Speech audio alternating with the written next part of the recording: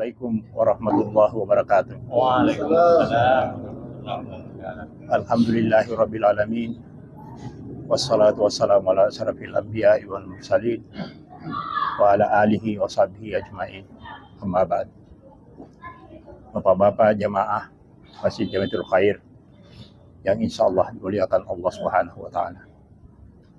Marilah kita sama-sama mengirimkan salawat dan salam kepada Nabi kita Muhammad sallallahu alaihi wasallam.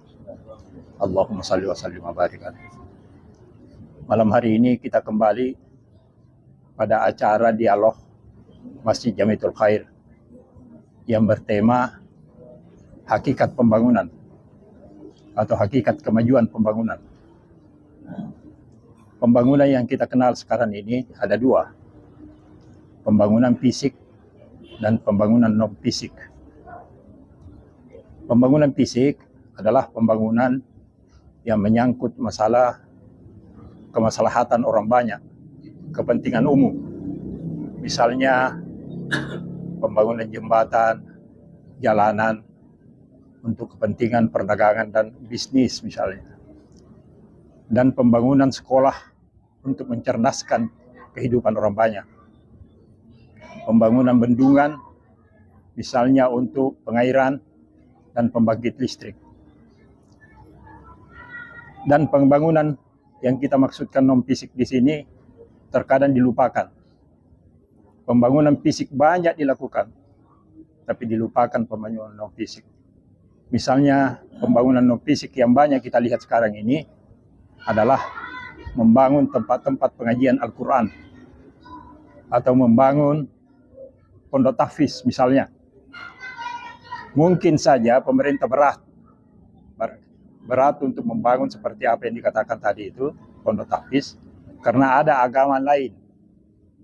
Tapi bisa kita, misalnya kalau pemerintah ingin mengkalkulasi bahwa perbandingan agama Islam dengan agama teman-teman kita atau saudara-saudara kita yang lain, bisa kita ambil satu perbandingan. Misalnya membangun pondok tahfiz 100 sekian, membangun misalnya satu dari agama-agama yang lain, sesuai di perbandingan penduduk yang memeluk agama masing-masing.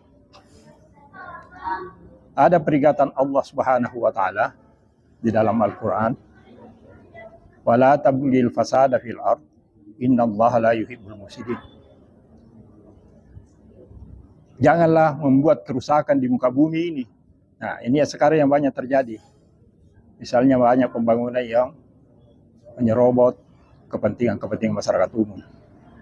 Memindahkan sesuatu penduduk tanpa menunjukkan satu tempat yang layak untuk dihuni. Innallaha la yuhibbul mufsidin. Sesungguhnya Allah tidak menyukai orang-orang yang membuat kerusakan.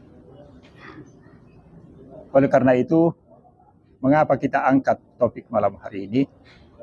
Supaya bisa kita membuka wawasan mengapa banyak pembangunan yang gagal. Yang gagal karena apa? Karena banyak, mungkin dari sisi fisik berhasil, tapi gagal dari sisi kepentingan untuk orang banyak. Karena banyak protes, banyak demo-demo, karena digusur tempatnya, karena diambil kehidupannya, disita kepentingan untuk ekonominya, dan lain-lain sebagainya. Oleh karena itu, kami sengaja mengangkat topik ini untuk membuka wawasan kita, dan barangkali inilah yang bisa saya sampaikan. Mudah-mudahan dari bapak-bapak dan jamaah bisa menambahkan apa yang kami angkat pada malam hari ini. Terima kasih. Assalamualaikum warahmatullahi wabarakatuh. Waalaikumsalam. Pembangunan ini kemungkinannya diambil dari kata bahasa Arab bana. Bana itu membangun. Dari kata dasar banun ya. Anak juga pakai bunayya. Seperti anak itu tanggung jawab kita untuk membangun. Jadi di sini huruf dominan ini dua. Karena ya itu bisa diganti dengan waw dan alif yang bermakna panjang. Bana. Nah di sini inilah kehebatannya bahasa Al-Quran. Banun. Apa yang menarik di sini? Ba di bawah, kemudian nun di atas. Jadi pembangunan adalah mengangkat kualitas sesuatu dari bawah ke atas. Nah, ini. Jadi pembangunan ini. Dalam artian pembangunan manusia seutuhnya ya. Jadi bukan berarti harus mengorbankan kepentingan pihak-pihak tertentu untuk kemaslahatan bersama, tetapi jangan sampai kita menari di atas penderitaan orang lain. Dan pembangunan pada dasarnya untuk pembangunan kemaslahatan publik itu harus kepentingan umum, pemerataan. Nah, inilah juga bedanya antara bahan konvensional dan bahan syariah. Karena kalau bahan konvensional itu tidak mau tahu. Yang penting ini ketentuannya harus bayar. Kalau bahan syariah itu berbagi dan kemaslahatan bersama. Dan di Ban Mandiri ya Pak Main, itu waktu disampaikan bahwa bahan syariah yang paling besar asetnya sekarang kita tahu di mana? Di London, di Inggris. Dan itu nasabahnya itu banyak yang non-muslim. Karena disitulah keadilan, di situ ada kesetaraan. Nah, itulah diharapkan jadi pembangunan. Nah, kembali kepada Bah dan Nun ini, pada akhirnya demikian. Kita membangun fisik, tetapi jangan mengabaikan. Karena jangan sampai seperti tol, kasihlah jalan tol umpamanya, itu hebat memang. Tetapi itu kan itu kepentingan orang yang berkendaraan. Bagaimana dengan masyarakat yang di pinggir-pinggir, yang jualannya tidak laku lagi? Ini satu perumpamaan ya. Bagaimana pembangunan itu bisa menyentuh kepentingan orang banyak. Itu saja, terima kasih. Assalamualaikum warahmatullahi wabarakatuh. Kalau saya mendengar judul pembangunan dan kemajuan, kita ingat beberapa puluh tahun yang lalu bahwa di pemerintahan ini, kabinet di Indonesia ini kabinet pembangunan. Kita mungkin, terutama orang DPR itu melihat bagaimana kemajuan pembangunan sampai saat ini. Itu kan secara bertahap. Tidak bisa dipungkiri bahwa pemerintah manapun juga daripada ini sampai pertama sampai yang sekarang itu, saya kira dia memikirkan kemajuan pembangunan itu. Mengenai pembangunan non fisik, kita lihat sendiri bagaimana itu pemerintah berusaha memeratakan itu, tapi secara bertahap.